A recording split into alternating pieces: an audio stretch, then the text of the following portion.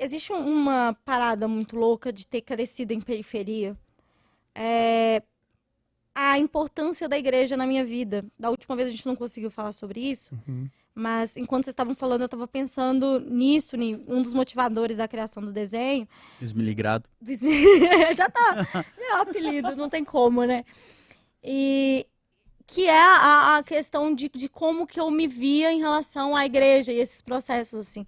Eu não consigo abrir mão de fazer disputa de pessoas. Eu acho que figuras como Malafaia, é por isso que eu fico com muita raiva quando alguém desenterra tweet antigo de alguém, tipo, 10 anos atrás. Eu falo, pô, que massa que a pessoa mudou. Exato. Que coisa incrível que a pessoa, sabe? Evoluiu. Não é como se a gente estivesse numa disputa. Toda vez que alguém fala assim, ai, pobre de direita, eu falo, cara, não é essa vibe. Porque o que as pessoas querem, e aí é um dos elementos, a gente vê o neopentecostalismo crescendo tanto, tem muitas outras questões, historicamente é uma religião. É interessante para a gente pensar o processo de sincretismo, porque o Brasil ele foi fundado em cima do sincretismo e de uma demonização das religiões de matriz africana e das religiões indígenas. Então, quando você pega a Universal falando da fogueira santa, do banho de sal, ele está usando uma coisa que é própria da cultura popular brasileira, e aí ele já reacende esse histórico de você demonizar. Você cria um inimigo em comum justamente porque as pessoas estão envolvidas em um processo muito triste de revolta. Então, assim, qual que é a grande questão? Todo mundo quer sentir que está em comunidade. O ser humano é um ser sociável, né? Você precisa estar em um grupo de pessoas. É por isso que eu falo que quando eu sofro ataques, olhar para o lado e ver que tem outras pessoas produzindo, eu vejo o Cauê, eu vejo você, me dá forças para continuar também. Falo, não tô sozinha nessa. E as pessoas o tempo todo, elas buscam serem aceitas e pertencerem a algo maior. Seja no grupo da sua igreja, seja por acreditar que a Terra é plana, seja por se filiar a um partido ou organização comunista ou de esquerda. As pessoas, elas precisam estar em um grupo, precisam sentir que fazem parte de algo maior, porque a existência humana é muito triste se a gente parar para pensar. A gente tem respostas que a gente tem dúvidas que nunca teremos as respostas, a maior parte delas. E vivemos numa desigualdade absurda na periferia. Igreja, biqueira e bar. E tem a farmacinha. Então a gente vive num processo de anestesiar os nossos sentimentos. E a igreja, ela funciona assim também. Sim, sem dúvida. Eu me lembro que foi a primeira vez na minha vida que eu vi uma bateria. Eu só via em novela. E aí eu vi uma bateria. Foi a primeira vez. Eu canto mal, minha voz é horrorosa. Mas eu entrei num grupo que era As Ovelhinhas de Jesus. Sim. Se alguém achar esse vídeo, por favor, não poste na internet. Não façam isso comigo. Primeiro show da Laura. E aí, era muito legal.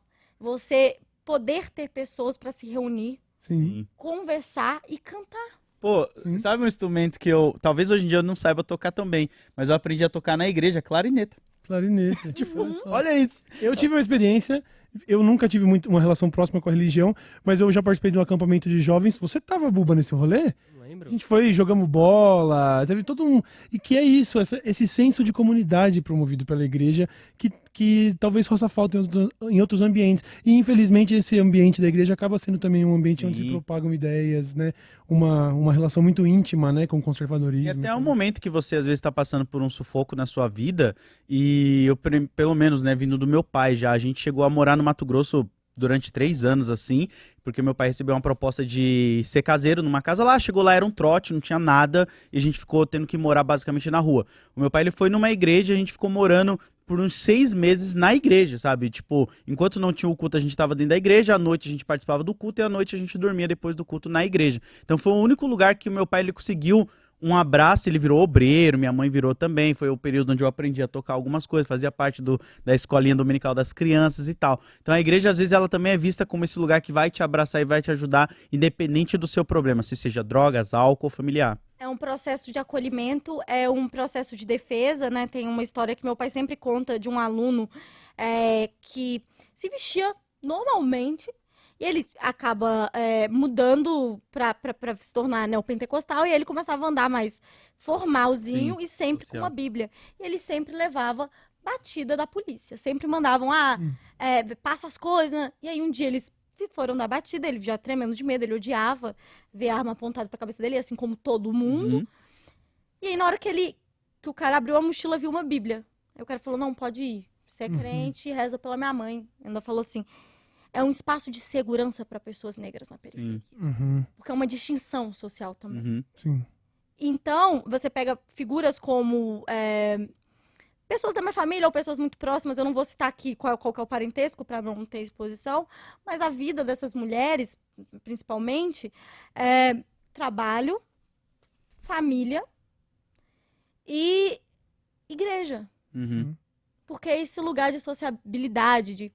E a gente não pode pensar igreja sem pensar que boa parte dessas pessoas, né, o último censo, acho que era mais de 70%, são mulheres negras periféricas.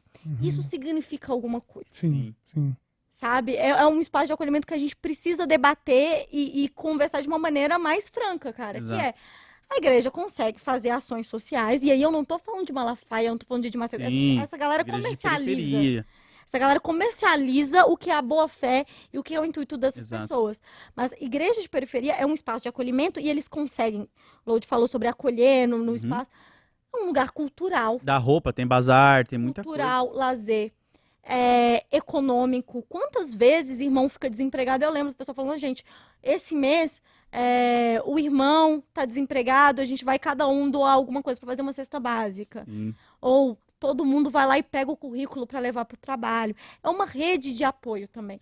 Então, quando a gente pensa religião, a gente precisa, é necessário para a gente fazer uma disputa, ver como pessoas que estão também nesse processo de acreditarem que nós somos os inimigos, que os LGBT são inimigas, que pessoas negras são bandidas, né? Existe um processo de embranquecimento dentro das igrejas, das meninas fazerem chapinha, enfim.